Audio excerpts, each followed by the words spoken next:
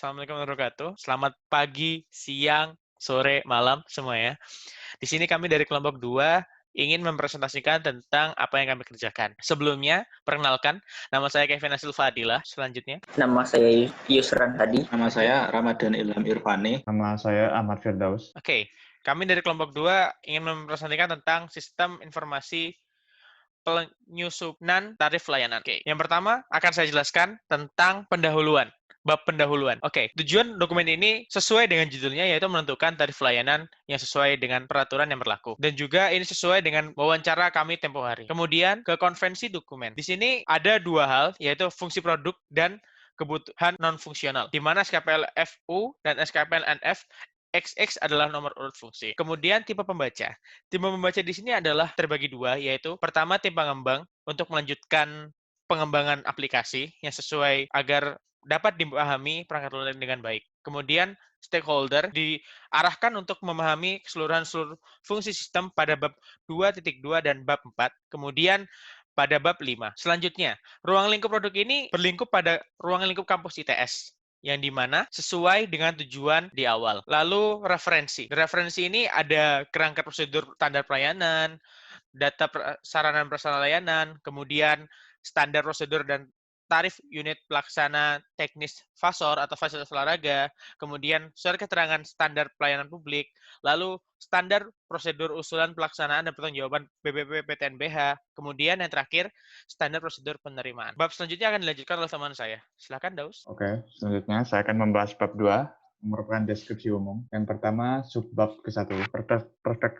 produk. Perangkat lunak yang dikembangkan merupakan produk baru untuk mendapatkan semua tarif layanan yang terdapat di ITS. Produk ini menyatukan semua daftar tarif layanan yang ada di tiap jurusan di ITS. Setiap tahun di ITS akan dibuatkan buku yang berisi daftar tarif layanan yang terdapat di ITS. Sistem ini dibuat untuk mempermudah proses penyatuan daftar tarif layanan tersebut. Di bawah ini merupakan gambar dari konteks diagram sistem ini. Oke, selanjutnya subbab kedua, yaitu fungsi-fungsi produk. Nah, di bawah ini merupakan list fungsi produk yang nantinya akan dijelaskan lebih detail di bab keempat. Yang pertama, fungsi pertama, Dirpal dapat menambahkan daftar tarif layanan. Yang kedua, Dirpal dapat melihat daftar berkas yang diupload oleh BPP. Yang ketiga, Dirpal dapat mendownload berkas yang diupload oleh BPP. Yang keempat, BPP dan Dirpal dapat melihat daftar tarif layanan. Yang kelima, BPP dan Dirpal dapat mencetak daftar tarif layanan. Yang keenam, BPP dapat mengupload berkas ke sistem database. Yang selanjutnya, subbab ketiga, ada kategori dan karakteristik pengguna. Ada dua kategori pengguna, ada user dan administrator. Dirpal berlaku sebagai administrator dalam sistem ini. Frekuensi penggunaannya harus rutin, karena sebagai admin harus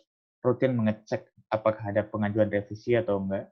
Dan puncak penggunaannya ketika awal tahun, ketika semua BPP tiap jurusan menginputkan tarif layanannya. Fungsi spesifiknya diantaranya menambahkan tarif layanan, melihat dan mendownload berkas yang diupload BPP tiap jurusan. Yang kedua, ada BPP berlaku sebagai user dalam sistem ini. Frekuensi penggunaannya tergantung kebutuhan, tapi sekali setahun harus menginputkan tarif layanan dan dapat melakukan revisi di kemudian hari. Fungsi spesifiknya dapat mengupload berkas ke database sistem. Selanjutnya, subbab keempat, ada lingkungan operasional. Sistem ini dapat dijalankan di sistem operasi Android, iOS, Linux, Mac, maupun Windows, selama mempunyai browser. Browser yang dapat digunakan yaitu Chrome, Mozilla Firefox, Opera, ataupun web browser apapun. Selanjutnya, subbab kelima, ada batasan desain dan implementasi. Batasan proyek SIPTL dalam dokumen ini adalah perangkat lunak yang dibuat berbasis web, hanya dapat digunakan di lingkungan Institut Teknologi 10 November. Sistem informasi yang dibuat akan memiliki hak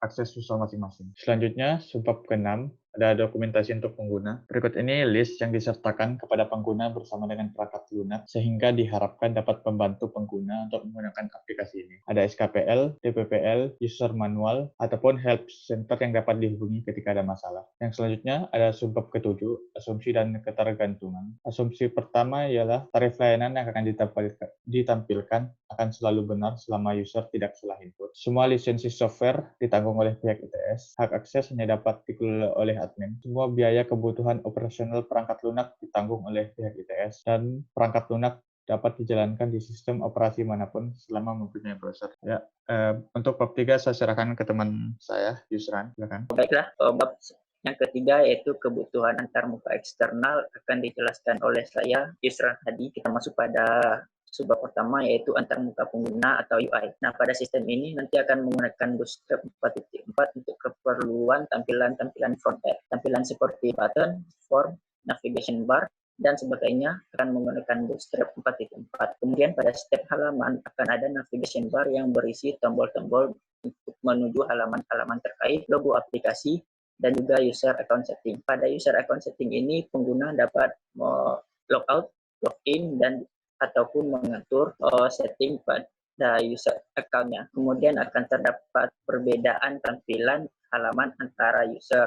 Hal ini disesuaikan dengan user level dari pengguna tersebut. Di sini terdapat dua tipe user level, yaitu user level biasa atau dalam hal ini yaitu BPP. Kemudian yang kedua ada user level administrator atau dalam hal ini Dirpal. Nah, beberapa menu nanti akan tidak tersedia untuk user level biasa yaitu BPP, tapi akan tersedia untuk user level administrator. Kemudian pada tampilan upload berkas sendiri akan menggunakan akun multi-part form data, di mana user dapat memilih berkas yang diupload melalui Windows File Explorer. Nah, apabila terdapat error, maka harus sesuai dengan aturan Internet Assigned Number Authority atau IANA tentang HTTP status code. Misalnya, jika ada error halaman tidak ditemukan, maka akan dimunculkan error 404 dan atau error 500 jika ada terdapat masalah pada server. Kemudian subbab kedua yaitu antarmuka dengan perangkat keras. Aplikasi ini nanti dapat digunakan di berbagai jenis device seperti handphone, desktop, tablet, dan sebagainya yang akan memudahkan dalam mengakses sistem yang ada. Kemudian antarmuka dengan perangkat lunak. Sistem ini akan dibangun menggunakan framework Laravel yang mengimplementasikan bahasa PHP 7.4, Bootstrap 4.4, CSS, JavaScript. Untuk basis datanya sendiri akan menggunakan MySQL, sedangkan untuk web servernya akan menggunakan web server Apache versi 2. Aplikasi ini dapat diakses menggunakan sistem operasi apapun dengan menggunakan web browser seperti Chrome, Internet Edge, Firefox, dan sebagainya. Kemudian antarmuka komunikasi. Nah, untuk dapat login ke aplikasi ini, user harus mempunyai akun Integra yang telah terdaftar. Untuk itu akan ada interaksi dengan server Integra untuk dapat mengambil data user yang terdaftar. Standar komunikasi yang digunakan adalah Web-based SSH atau HTTPS, di mana komunikasi ini dianggap lebih aman dibanding HTTP yang menggunakan sistem enkripsi yang sulit untuk dipecahkan. Protokol komunikasi yang digunakan yaitu TCP/IP untuk pengiriman data yang lebih stabil tanpa adanya pesan loss atau korak. Kemudian bab selanjutnya akan dijelaskan oleh teman saya. Baik, untuk keempat akan saya jelaskan. Perkenalkan saya Ramadan Ilham. Nah, di sini fitur-fitur sistem kita memiliki 6 use case yang nanti akan dijelaskan secara detail satu persatu di subbabnya. Nah, untuk use case pertama yaitu menambah tarif layanan dengan kode SKPL F01. Di use case ini, Dirpal dapat menambah tarif layanan dari berkas-berkas yang telah diupload oleh BPP sebelumnya. Nah, untuk alurnya sendiri, dari Dirpal menekan tombol tambah tarif layanan, kemudian dari sistem akan menampilkan formnya, kemudian Dirpal mengisi atribut-atribut dari form tersebut, kemudian menekan tombol simpan, dan sistem akan menyimpan inputan dari Dirpal ke database. Nah, ini untuk visualisasi atau activity diagram dari use case menambah tarif layanan. Dan use case ini berkaitan dengan SKPL F01, yaitu Dirpal dapat menambah tarif layanan. Nah, untuk use case yang kedua, ada melihat daftar berkas dengan kode SKPL F02.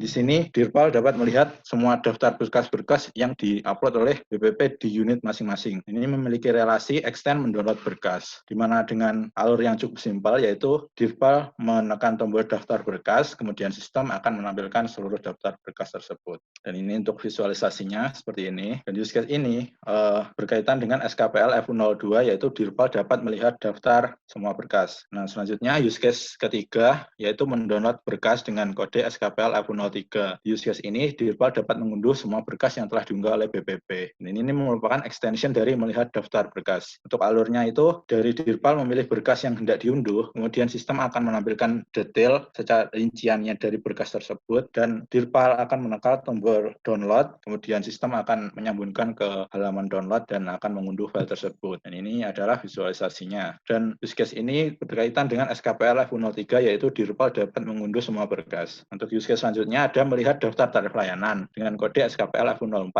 Nah, di sini Dirpal dan BPP BPP, kedua aktor tersebut dapat melihat seluruh tarif layanan dalam satu draft buku tarif layanan. Dan ini akan ada relasi extend mencetak daftar tarif layanan. Dengan alurnya, yaitu kedua aktor tersebut menekan tombol daftar tarif layanan, kemudian sistem akan menampilkan seluruh daftar dalam bentuk draft satu buku tarif layanan. Ini visualisasinya seperti ini, dan use case ini terkait dengan SKPL F04, yaitu Dirpal dan BPP dapat melihat daftar tarif layanan. Selanjutnya, use case kelima ada mencetak daftar tarif layanan dengan kode SKPL F05. Dan di sini, kedua aktor tersebut dapat mencetak buku tarif layanan yang dapat dilihat tadi, yaitu ini use case extension dari melihat daftar tarif layanan. Dengan alurnya, yaitu aktor menekan tombol cetak, kemudian sistem akan menampilkan preview file yang akan di print out, kemudian setelah menekan tombol print, sistem akan mencetak draft buku tersebut.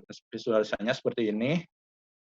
Dan kebutuhan ini, use case ini terkait dengan SKPL F05, yaitu Dirpal dan BPP dapat mencetak tarif layanan. Dan selanjutnya, use case yang terakhir, yaitu SKPL F06 mengupload berkas. Nah, di sini BPP dapat mengunggah berkas ke dalam database sistem. Dengan alur BPP menekan tombol submit berkas, setelah itu sistem akan menampilkan form submit-nya, dan ketika BPP menekan tombol pilih file, sistem akan menampilkan data-data dari device yang dipakai oleh BPP. Dan setelah BPP memilih file dari data-data tersebut, BPP menekan tombol upload, kemudian sistem akan menyimpan file yang telah diunggah ke dalam database. Terus ada kondisi eksepsi di sini, yaitu BPP memilih file dengan ekstensi di luar ketentuan. Nantinya akan merusak database-nya. Terus sistem akan mengeluarkan pop-up warning dengan kata-kata harap memilih file sesuai dengan ketentuan. Visualisasinya seperti ini, dan kebutuhan fungsional terkait adalah SKPL FU04, FU06, yaitu BPP dapat mengunggah berkas. Nah, selanjutnya untuk bab 5 akan dijelaskan oleh teman saya, Kevas. Silahkan. Kenalkan, nama saya Kevas. Selanjutnya tentang bab 5, ini tentang kebutuhan non-fungsional. Yang subbab pertama adalah kebutuhan performa. Di sini ada NF01 dan NF02, di mana NF01 menangani minimal 100 request dari user dalam waktu 1 menit untuk menghindari adanya server down atau tidak dapat diakses. Kemudian NF02, sistem SIPTL menyimpan 200 user di dalam database sistem. Tujuannya agar setiap aktivitas yang berhubungan dapat mengakses tanpa kendala. Selanjutnya, pada subbab 2 tentang keselamatan. SKPL NF03, sistem SIPTL dapat melakukan recovery data tarif layanan apabila terjadi kesalahan pada database server untuk mempertahankan keabsahan data yang krusial.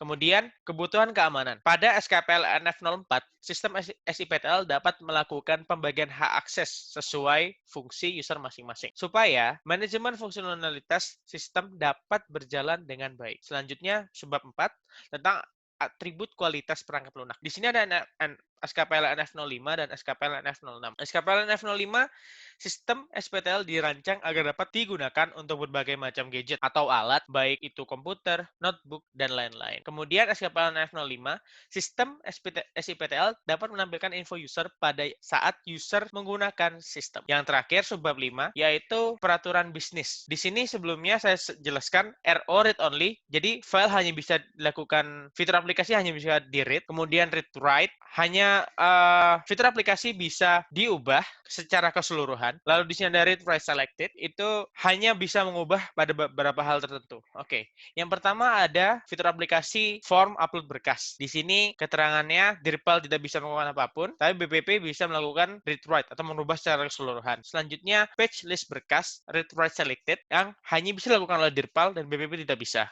Kemudian download berkas read write selected oleh Dirpal dan BPP tidak bisa melakukan. Kemudian ada form tambah tarif layanan read-write yang hanya bisa dilakukan oleh Dirpal. Kemudian draft buku tarif layanan read-only yang bisa dilakukan oleh Dirpal maupun BPP. Kemudian yang terakhir, cetak tarif layanan RWS pada Dirpal dan BPP. Selanjutnya, pada kebutuhan bab 6, kami tidak membutuhkan software pihak ketiga, tapi kami menyarankan hendaknya tidak menggunakan software bajakan. Oke, cukup sekian dari kami, tapi sebelumnya ada kesan-pesan yang ingin kami sampaikan. Silakan, Ilham. Baik, Bu. Karena waktunya tidak cukup, mungkin Ibu bisa pause. Mungkin cukup sekian penjelasan dari kami. Kurang lebihnya mohon maaf. Jazakallahu khairan jazak. Wassalamualaikum warahmatullahi wabarakatuh.